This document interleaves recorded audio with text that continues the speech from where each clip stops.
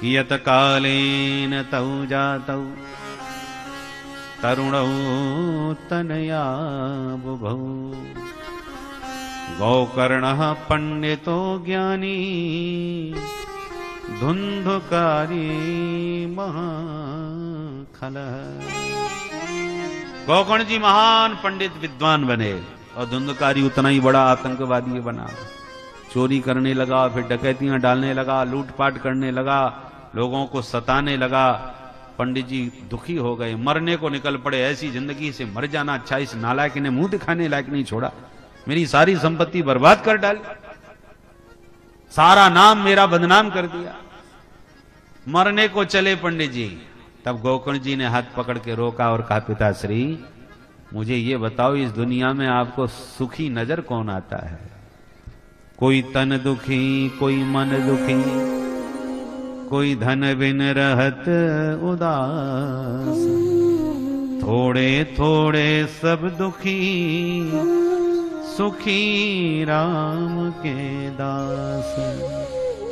राम के दास कभी न होवे उदास, बाकी सब हताश। इसलिए पिताजी संसार में सभी दुखी हैं, कोई आप अलग से थोड़ी हो। ये संसार है ही दुखालयम। सुखमस्ति विरक्तस्य मुनिरेकांत जीवनः। पिताजी यदि कोई प्राणी संसार में सुखी है तो कौन? एकांत में मस्त होकर जो भगवान के भजन में अपने मन को लगा चुका है वही संत सुखी है। जो संसार में जिसका मन लगा है वे सब दुखी ही हैं। अरे वाह बेटा गोकर्ण, यही बात एक बाबा जी ने मेरे को समझाई थी, पर मेरी मति मारी गई। उस समय मेरे को समझ में नहीं आई, पर अब समझ गया। बेटा बेटियों में कुछ नहीं धरा, सच बात है। पर बेटा भजन में मन तो लगता ही नहीं, मैं क्या करूं, कैसे भजन करूं? गोकर्ण जी महान विद्वान थे, उन्होंने उपदेश दिया 2 श्लोकों में। देहे स्थिमां सरुधरे भीमतिं त्यजत्वं, जाया सुतादिषु सदा ममता विमुञ्च। पश्यानि संजगदिदं क्षणभङ्गनिष्ठम्,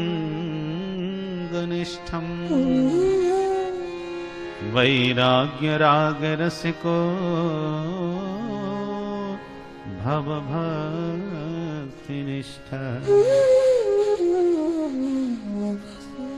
धर्मं भजस्व सततं त्यज लोकधर्मान्, सेवस्व साधु पुरुषान् जहि कामतृष्णान्।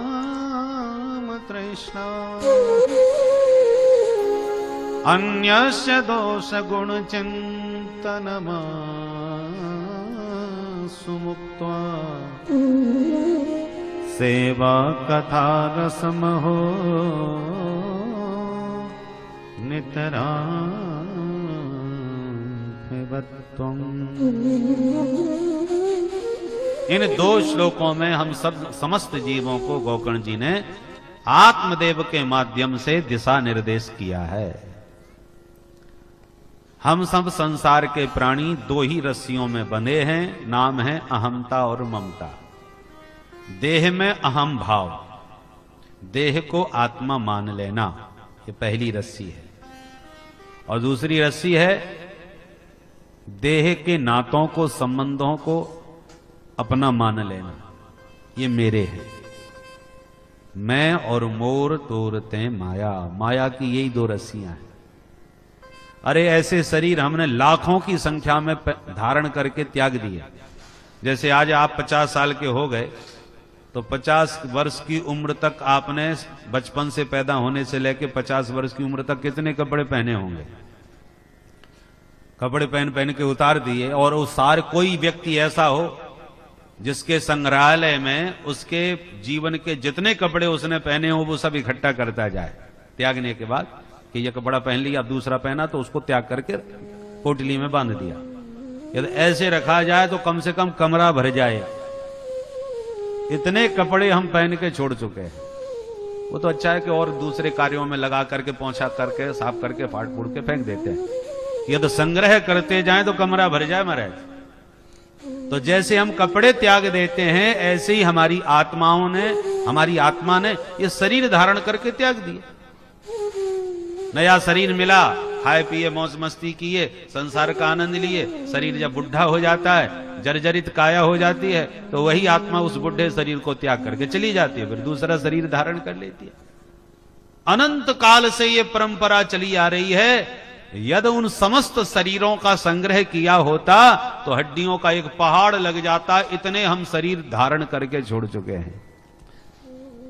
इसलिए शरीर आत्मा नहीं है, शरीर तो कपड़े की तरह है जो आत्मा धारण करके त्याग देती है।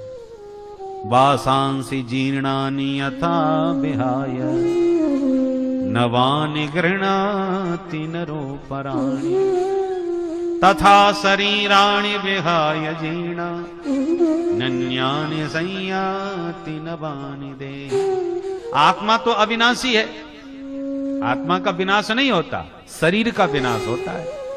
हम तो वही हैं, हमारे कपड़े फटते रहते हैं।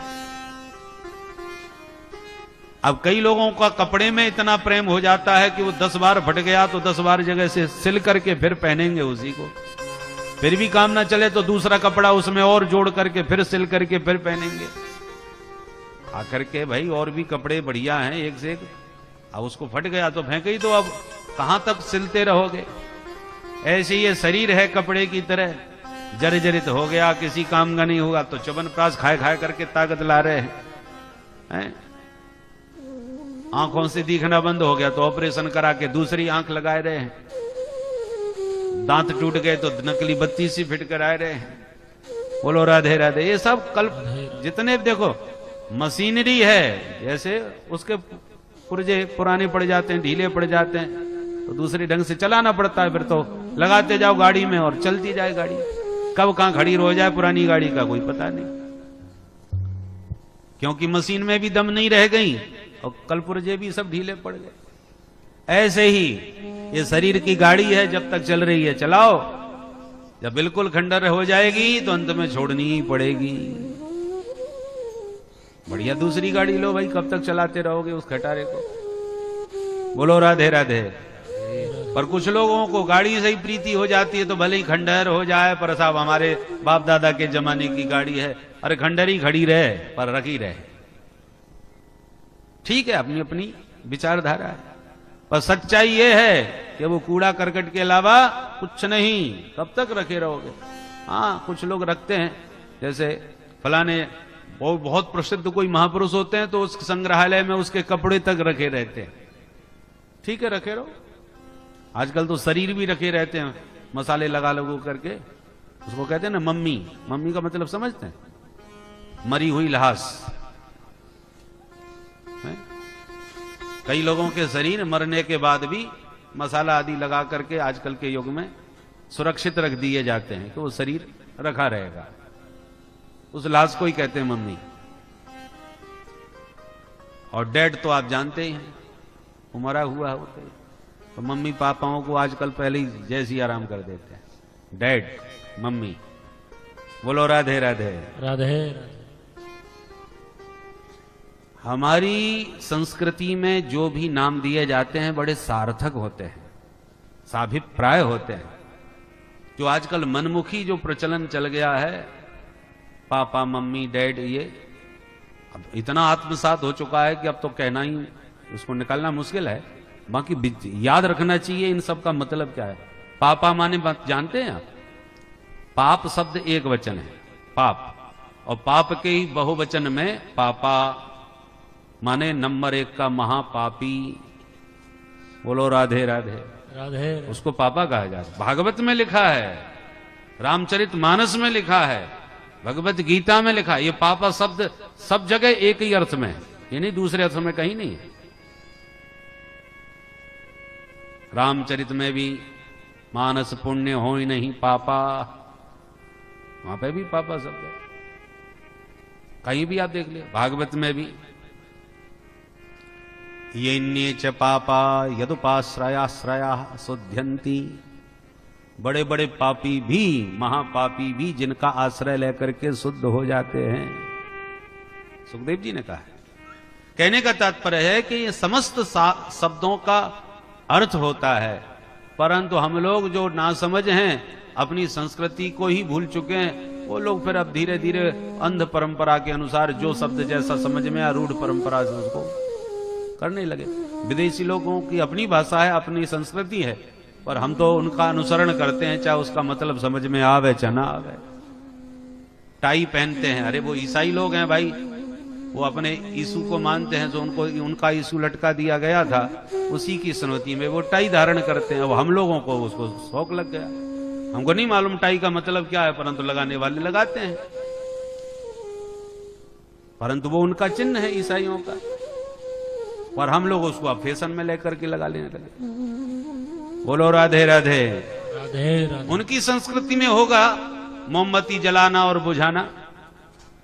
कैसी विचित्रता है, जो मर जाते हैं उनके लिए वो मोमबत्ती जला करके याद करते हैं, और जब जन्मदिन मनाते हैं तो जली हुई मोमबत्ती को बुझा देते हैं फूंक मार के। तो जन्म के दिन बुझाया जाता है और मृत्यु के बाद जलाया जाता है, ये उनकी संस्कृति है। अब हम लोग भी यही करने लगे। हमारे यहां तो बुझाना अपशकुन माना जाता है, अमंगल कारक होता है। माताएं लालटेन जल रही हो रात में तो बुझाती नहीं है, फूंक नहीं मारती, उसकी लौ मंद कर देंगी या हाथ से बुझा देंगी, फूंक मार के कभी नहीं बुझाती, क्योंकि अमंगल कारक माना जाता है। और हम लोग पुत्रों के जन्मदिन पर जहां उनका मांगलिक दीप दान करना चाहिए, दीपक जलवाना चाहिए, हमारे यहां तो जलाने की परंपरा है, बुझाने की नहीं। दीप दान किया जाता है, जला करके हम लोग प्रकाश के उपासक हैं, अंधकार के नहीं। तो दीप जलाते हैं शुभ मंगल कार्यों में, पर हम लोगों को नहीं मालूम, हमने भी बुझाना चालू कर दिया उनको देख करके। इसलिए हमें अपनी संस्कृति का बोध होना चाहिए, और जो कर रहे हैं उसका तात्पर्य समझ में आना चाहिए, अंध परंपरा नहीं करना चाहिए। बोलो राधे राधे। राधे। तो गौकर्ण जी महाराज ने अपने पिता को उपदेश दिया कि पिताजी, ये जो शरीर है ना, इसी को आत्मा मान लेना, ये बड़ा विचित्र संसार का बंधन है। और जब शरीर ही हमारा नहीं है, ऐसे लाखों शरीर हमने धारण करके त्याग दिए। जब भी शरीर मिलता है तो शरीर के संबंधी मिलते हैं, माताजी, पिताजी, भैया जी, बहन जी, ये जितने मिले हैं शरीर के ही नाते तो मिले। अब पिछले जन्म का कोई मैया बाप भाई बंधु याद है क्या? कोई याद नहीं है, सबको भूल गए, एक भी याद नहीं रहा। तो जैसे पिछले जन्म के सब भूल गए, ऐसे इसी जन्म के भी भूल जाएंगे। पर इस जन्म के कब भूल जाएंगे? जब हमें दूसरा जन्म मिलेगा। नए नए जन्म मिलते हैं तो नया नया शरीर और नए नए रिश्ते, और जब नए रिश्ते मिलते हैं तो पुराने सब भूल जाते हैं। और इन्हीं शरीर और रिश्तों में सारा जीवन हम चिपके रहते हैं, और अपने स्वरूप को और अपने लक्ष्य को भूल करके बस नौनते लकड़ी में सारा जीवन इसी में गुजार देते हैं। इसलिए पिताजी, वैराग्य राग रसिको भव, इन सबसे विरक्त होकर के वैराग्य के रसिक बनो। और ये सारा जगत क्षणभंगुर है, इसलिए किसी में भी अपने मन को न आसक्त करो, किसी से मन को मत लगाओ। जिसमें मन लग जाएगा, रम जाएगा, उसी को छोड़ने में कष्ट होता है। दुनिया आवे जावे, हमें किसी के ना आने का हर्ष ना जाने का कष्ट।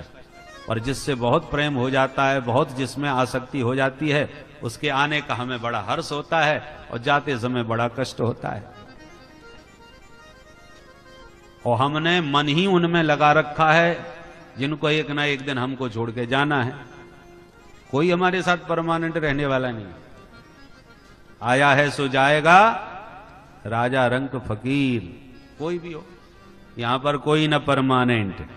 चाय लगा लो ओके साबुन, चाय लगा लो सेंट, यहां पर कोई न परमानेंट। काम क्रोध मद लोभ मोह के खुले हैं रेस्टोरेंट, अब खा लो पी लो मौज उड़ा लो, फिर होगा जजमेंट। यहां पर कोई न परमानेंट। तो परमानेंट तो कोई है नहीं, सब आने जाने वाले हैं। तो जिनमें बहुत आसक्ति है उनके जाने का हमें बड़ा कष्ट होता है। हजारों व्यक्ति नित्य प्रति मर रहे हैं, हम अखबारों में उनका समाचार पढ़ रहे हैं, टेलीविजन में मरते देख भी रहे हैं। हमें किसी का कोई कष्ट नहीं है, अरे दुनिया है ऐसी मरते ही रहते हैं। कष्ट क्यों नहीं है? क्योंकि उनसे हमारा कोई संबंध नहीं है। अब उनमें कोई अपना जब जाता है तब बड़ा हृदय विदीर्ण होता है। इसका कारण क्या है कि जिनमें आसक्ति है उन्हीं के त्यागने का कष्ट होता है। इसलिए आसक्ति उसमें करो जिससे कभी वियोग न हो। और ऐसा संबंध केवल जीवात्मा का अपने परमात्मा के साथ ही है, जो पहले भी थे, आज भी हैं और हमेशा हमारे साथ रहेंगे। सबके भीतर घुसे बैठे हैं। ईश्वर सर्वभूतानाम हृदय से अर्जुन तिष्ठति, सर्वभूतानाम हृदय तिष्ठति। जो सबके हृदय में रहते हैं वे परमेश्वर ही नित्य अविनाशी हमारे साथ में हैं। चाहे हम कितने ही शरीर धारण कर लें, चाहे जितने जन्म धारण कर लें, हर जन्म में हर शरीर में सदा हमारे यदि साथ है तो वो केवल परमात्मा है। इसलिए जीवात्मा परमात्मा को नित्य सखा कहा गया है। सखा मतलब सह खेलती खादती स सखा, जो सदैव हमारे साथ खेले खावे हमारे साथ रहे वो सखा है। और ऐसे नित्य सखा केवल परमात्मा ही है। इसलिए पिताजी अब दूसरों का गुण दोष देखना छोड़ो, दूसरों से संबंध तोड़ो और अपने आप में अपने आप को देखो, भगवान से संबंध जोड़ो, साधु संतों का संग करो, कामनाओं की जितनी भी कामनाओं के कांटे हैं उन निकाल के फेंक दो। जब तक व्यक्ति इच्छा रखेगा तब तक उसके जन्म मरण का हेतु बनता रहेगा। आवागमन कब छूटेगा? जब मन में कोई इच्छा ना रह जाए। पहले तो भौतिक इच्छाओं को त्यागो, ये दुनिया भर की तमाम, बेटा हो बेटी हो, बच्चे की नौकरी लगे, व्यापार चले, आदि आदि, ये सब लौकिक इच्छाएं प्रारंभ में सबके मन में होती। धीरे धीरे जब इनसे फ्री हो जाओ तो इन इच्छाओं से भी ऊपर उठ जाओ। फिर सात्विक इच्छा मन में लाओ। देखो मन है, मन में कोई ना कोई इच्छा तो रहेगी हमेशा। तो पहले क्या करना चाहिए? तमोगुण और रजोगुण को दबाने के लिए सत्व गुण की सात्विक इच्छाओं को प्रबल करना चाहिए। मन में संकल्प उठाएंगे तो संकल्प उल्टे सीधे ना उठाओ कि उसकी चोरी करें, हे भगवान उसका सत्यानाश हो जाए, आजकल बहुत अकड़ के चल रहा है, हमें देख देख कर बहुत ऊपर उड़ रहा है। ये भी तो इच्छाएं हैं, पर ये तामसी हैं, दूसरों के अनिष्ट के लिए। इन इच्छाओं को, इन बुराइयों को मन से निकालने के लिए पहले सात्विक इच्छा करो। हे ठाकुर जी महाराज, कभी हमें भी इतना योग्य बनाना कि हम भी भागवत करा दें। हे ठाकुर जी महाराज, इतनी शक्ति सामर्थ्य देना कि हम भी कभी तुम्हारे लिए मंदिर बनवावें। हे ठाकुर जी महाराज, हम भी कोई हॉस्पिटल खोलवावें, धर्मार्थ औषधालय चलवावें, आदि आदि। ये सब सात्विक इच्छाएं हैं, परमार्थ की भावना से, कल्याण की भावना से, उपकार की भावना से। इन इच्छाओं के चलते जो फालतू की इच्छाएं वो खत्म हो जाएंगी। भाई कांटे से कांटा निकलता है ना। कंटकेन कंटकोद्धारः, कांटे से कांटे को निकालो। तो ये बुराई उठपटांग की जो बातें दिमाग में आती हैं, अमंगल संकल्प होते हैं, उनको निकालने के लिए मंगलपूर्ण संकल्प करो। फिर जब अच्छे अच्छे सात्विक भाव आने लगे तो धीरे धीरे फिर सत्व को भी निकालने के लिए इन इच्छाओं को भी समाप्त करो। न भागवत करने की इच्छा, न मंदिर बनवाने की इच्छा, और न परमार्थ का कार्य करने की इच्छा, न दया करने की इच्छा। कोई इच्छा मन में ना रह जाए, तब जान लेना कि आप त्रिगुणातीत हो गए। सत्व रज तम तीनों से ऊपर चले गए। जिसके भीतर अब कोई इच्छा ही नहीं रह गई उसको कहते हैं परम निष्काम पूर्ण काम। ये बहुत ऊंची स्थिति है। उस स्थिति में अपने शरीर का भी उस साधक को होश नहीं रहता कि आज हमने कुछ भोजन पाया था कि नहीं पाया। शरीर ने कुछ खाया हो तो ठीक, नहीं खाया तो ठीक, बरसात में पड़े हैं तो ठीक, किसी झोंपड़ी में पड़े हैं तो ठीक, और महलों में पड़े हैं तो ठीक। ये स्थिति जब आपकी हो जाए तब उसको पारमहंस स्थिति कहते हैं, परमहंस गति। वो महापुरुष त्रिगुणातीत कहलाते हैं। बहुत ऊंची स्थिति है। तो धीरे धीरे देखो भाई, कक्षाएं होती हैं। पहले प्राइमरी पास करी, फिर हाई स्कूल में आए, फिर एमए पास किए, फिर पीएचडी भी हो गए। तो धीरे धीरे ही तो ऊंची कक्षाओं में जाते हैं। ऐसी अभ्यास करना चाहिए। जहि काम तृष्णाम सर्वोत्तम स्थिति यह है कि मन में कोई इच्छा न रह जाए, तब आपका आवागमन छूट जाए, फिर आपकी संसार में लौटने की आवश्यकता ही नहीं रहेगी। क्योंकि मन में यदि संकल्प कुछ रह जाएगा शेष, तो आपको लौट के संसार में आना ही पड़ेगा, चाहे किसी भी प्रकार का संकल्प हो। हम देश के लिए कुछ कर नहीं पाए, हम धर्म के लिए कुछ कर नहीं पाए, हम परिवार के लिए कुछ कर नहीं पाए, हम समाज के लिए कुछ कर नहीं पाए, कुछ भी यदि मन में संकल्प रहेगा तो लौट के फिर आकर के तुम्हें करना पड़ेगा। इसलिए जीते जी ऐसे महापुरुषों को जीवन मुक्त कहा जाता है। जीते ही जी मुक्त हो गए। अरे मरने के बाद मुक्त हो गए क्या नहीं हो गए, ये तो बात की बात है। जीवन मुक्त अवस्था वो कहलाती है जिसके मन में कोई संकल्प, कोई इच्छा ना रह जाए, तब वो कह सके जाहि विधि राखे राम ताहि विधि रही। जैसे प्रभु को रखना हो रखे। हमको कोई इच्छा नहीं है कि हम महलों में रहें कि झोंपड़ी में रहें, हमारी अपनी कोई इच्छा नहीं। तब आपका आवागमन समाप्त होगा। संकल्प रहे भाई, बीज होगा तभी तो कोई अंकुर पैदा होगा। जब बीज ही खत्म हो गया तो काय का अंकुर पैदा होगा। और बीज क्या है? संकल्प।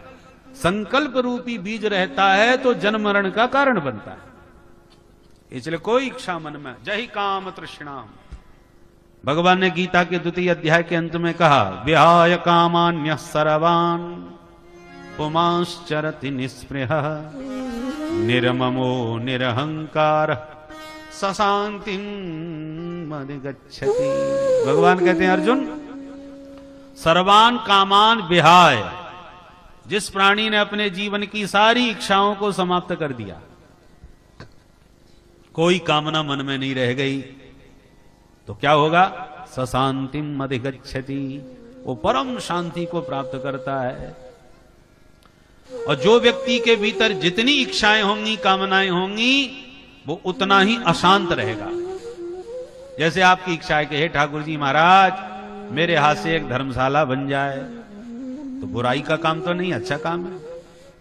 पर अब धर्मशाला कहां बने, तो जमीन कहां से खरीदूं, तो फिर इतनी कितना खर्चा आएगा, फिर कौन सा नक्शा कैसा बनाऊं, तो ये अशांति का कारण बना कि नहीं? आपको उस धर्मशाला से जो लाभ होगा वो तो बात की बात है, आपका नाम होगा या कुछ भी होगा, वो तो बाद में मिलेगा भी कि नहीं मिलेगा वो भरोसा नहीं। क्योंकि आजकल बने बनाए मठों पर लोग कब्जा करके अपना घर बना लेते हैं, तो धर्मशाला कब तक चलेगी उसका भी भरोसा नहीं। परंतु आपने संकल्प करके अपने चित्त को अशांत कर लिया।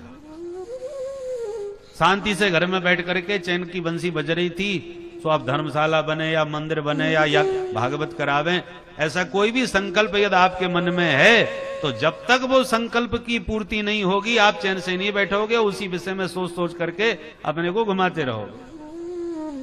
इसलिए सन्यास स्थिति और परमहंस स्थिति में कब पहुंचोगे?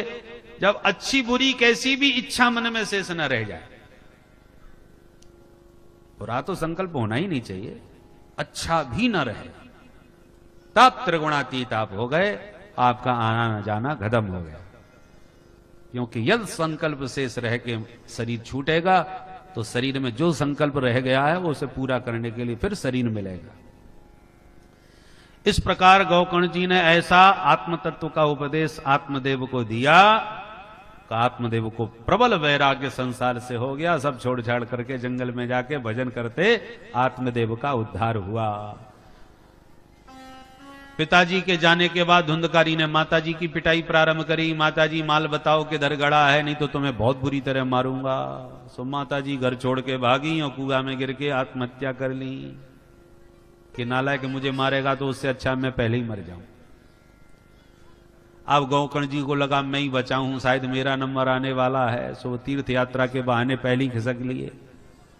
अब पूरे घर में एकमात्र धुंधकारी अकेला रहा। सो 5 वैश्याओं को घर में लाके बैठा लिया। उनके नाच गाने देख करके प्रसन्न रहता है और उनको चोरी का माल ला करके देता है। एक दिन राजा के घर चोरी करी, हीरे जवाहरात सब चुरा के लाया। 5 ने देख करके बड़ी प्रसन्नता प्रकट करी और पिला करके इसको सुला दिया। और रात में 5 ने मीटिंग करी कि आज तो तगड़ा हाथ मारा है भाई, ये तो राजा के खजाने के हीरे जवाहरात हैं, जिंदगी भर मौज करेंगी। एक बोली मौज बाद में करियो, पहले ये सोच ये राजा का माल है, राजा छोड़ने वाला नहीं है। जिस दिन ये हाथ चढ़ गया राजा के, जम के धुनाई होगी और पूछा जाएगा बोल माल किधर है, तो ये अपना ही नाम लेगा। तो इसके साथ क्या अपन बच जाएंगी? और ये तो खतरा है, तो क्या करें? बोले इसकी छुट्टी करो, फिर जिंदगी भर ऐश करो। हाँ ये ठीक है, आज ही ठिकाने लगाती है। रात में ही पांचों ने मिलकर के सोते हुए धुंधकारी को रस्सी में बांध दिया पलंग के साथ। चिल्लाने की कोशिश करी तो आगे के अंगारे चूल्हे से ला करके मुंह में भर दिए। तड़पा तड़पा करके धुंधकारी के प्राण ले लिए, गड्ढा खोद करके उसी आंगन में उसको दफना दिया। माल का बंटवारा करके पांचों गायब हो गई। गोकर्ण जी को घटना का पता चला तो लौट के अपने घर आए। रात में अच्छे भले घर में आराम कर रहे थे कि 12 बजे एक भेड़ का बच्चा मिला आंगन में घूमता हुआ। श्री गोकर्ण जी ने जैसी उस भेड़ को भगाने की कोशिश करी कि भैंसा बन गया, फिर हाथी बन गया। गोकर्ण जी घबरा गए, ये क्या बला है भाई? कस्तम, गोकर्ण जी ने प्रश्न किया, तुम कौन हो? तो बड़ी जोर जोर से रोने लग गया, चिल्लाने लगा। हाथ में जल लिया और मंत्र पढ़ करके जब मारा तो वह प्रेतात्मा बोल पड़ा, अहम भ्राता त्वदीयोस्मि धुंधुकारीति नामतः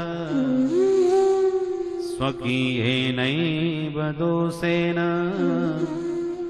ब्रह्मत्वं नाशितं मया। भैया मैं तो तुम्हारा ही भाई धुंधकारी हूं। मैंने अपने जीवन में कितने पाप किए उसकी कोई गिनती नहीं है। उन्हीं पापों के परिणाम से आज प्रेत बना पड़ा हूं, मेरा उद्धार करो भैया। गोकर्ण जी ने कहा, मुझे सब पता चला, इसलिए मैं तेरे लिए पिंडदान करके आया हूं, पूरा विधिवत श्राद्ध करवाया हूं गया में। धुंधकारी बोला, 100 श्राद्ध भी कर लो तो भी मेरा उद्धार होने वाला नहीं। मैं छोटा मोटा पापी नहीं, नंबर 1 का हूं। अच्छा भैया, तो हम कोई दूसरा उपाय करेंगे, तुम इस समय पधारो, हमें तुमसे बड़ा डर लग रहा है। सही धुंधकारी गायब हो गया। रात भर गोकर्ण जी ने विचार किया। सवेरा होने पर विद्वानों से परामर्श लिया, समाधान कुछ भी नहीं मिला तो सूर्य भगवान से निवेदन किया और सूर्य भगवान ने उत्तर दिया, श्रीमद् भागवतान मुक्ति। गोकर्ण अपने भाई को भागवत की कथा सुनाओ, मुक्त हो जाएगा। गोकर्ण जी गदगद हो गए। तुरंत गोकर्ण जी ने दिव्य भव्य भागवत का समारोह किया। हजारों श्रोता उमड़ घुमड़ के आए और जैसी गोकर्ण जी ने कथा कही कि धुंधकारी आया और 7 गांठ के बांस में प्रविष्ट होकर के कथा सुनने लगा। एक एक दिन की कथा से एक एक ग्रंथि चटकती गई और 7 दिन में 7 ग्रंथियों का भेदन करके धुंधकारी चतुर्भुज रूप में प्रकट हो गया। बोल भागवत भगवान की जय। धन्या भागवती वार्ता प्रेत पीड़ा विनाशिनी।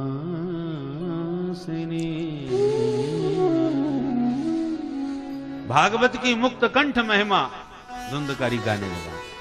धन्य है ये भागवत की पावन कथा जिसने मेरे जैसे पापी को आज परम पवित्र बना दिया।